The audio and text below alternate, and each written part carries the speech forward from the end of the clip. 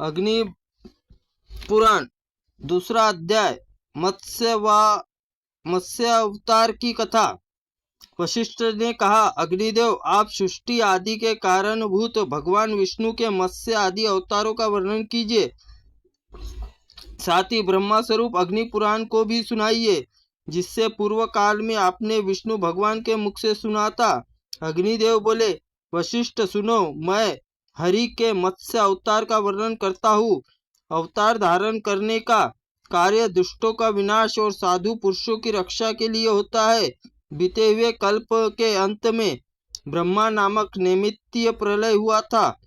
मुने, उस समय भू आदि सब लोग समुद्र में जल में डूब गए थे। प्रलय के पहले की बात है। वैश्वरत मनु भोग मोक्ष सिद्धि के लिए तपस्या कर रहे थे। एक दिन जब कूतमाला नदी में जल से पितरों को तर्पण कर रहे थे, उनकी अंजलि में जल में एक बहुत सा छोटा सा मत्स्य आ गया था। राजा ने उसे जल में फेंक देने का विचार किया। तब मत्स्य ने कहा, महाराज, मुझे जल में न फेंको, यह ग्रह आदि जल जंतु है, मुझे भय है। यह सुनकर उसने अपने कलश में जल में डाल दिया। मत्स्य उसमें पड़े पड़े बड़ा हो गया और पुनः मुझसे बोला, राजन, मुझे इससे बड़ा स्थान दो। उसकी यह बात सुनकर राजा ने उसे एक और बड़े जल पात्र में नाद कुंडा आदि में डाल दिया। उससे बड़ा होकर मत्स्य राजा से बोला, मनो, मुझे और भी विस्तृत स्थान दो। तब उसे पुनः उससे सरोवर में जल में डाला, किंतु वहां भी बढ़कर वो सरोवर के बराबर हो गया। तब बोला, मुझे और बड़ा स्थान दो। तब मनु ने उसे समुद्र में ही ले जाकर डाल दिया। वहां पर मत्स्य क्षण भर में 1,00,000 योजन बड़ा हो गया और अद्भुत मत्स्य को देखकर मनु बड़ा विस्मय हुआ।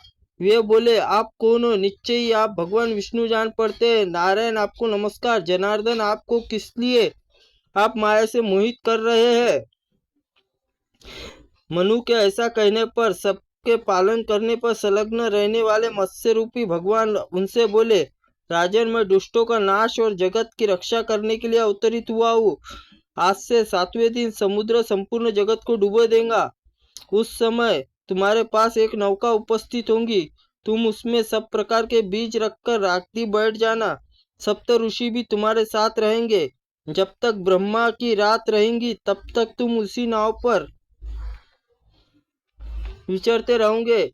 नाव आने के बाद मैं इसी रूप में उपस्थित होऊंगा और उस समय तुम मेरे सिंह में महासर्पमयी रस्सी उस नाव को बांध देना। ऐसा कहकर भगवान मत्स्य अंतर्ध्यान हो गए और वैश्वरत मुनि के उनके बताए हुए समय की प्रतीक्षा करते हुए वहीं रहने लगे। जब नियत समय पर समुद्र अपनी सीमा लांघकर बढ़ने लगा, तब वे पूर्वोत्तर नाव में बैठ गए। उसी समय एक सिंह धारण करने वाले स्वर्ण में मत्स्य भगवान का प्रादुर्भाव हुआ। उनका विशाल शरीर 10,00,000 योजन लंबा था और सिंह नाव में बांधकर राजा ने उन्हें मत्स्य नामक पुराण में श्रवण किया, जो कि सब पापों को नाश करने वाला है। मनु भगवान मत्स्य नाना प्रकार के स्त्रोतों द्वारा स्तुति भी करते थे। प्रलय का अंत ब्रह्मा जी के वेद को हर लेने वाला हयग्रीव नामक दानव वध का करके भगवान ने वेद मंत्र आदि की रक्षा की। तत्पश्चात वराह कल्प आने पर श्रीहरि ने कच्छप रूप धारण किया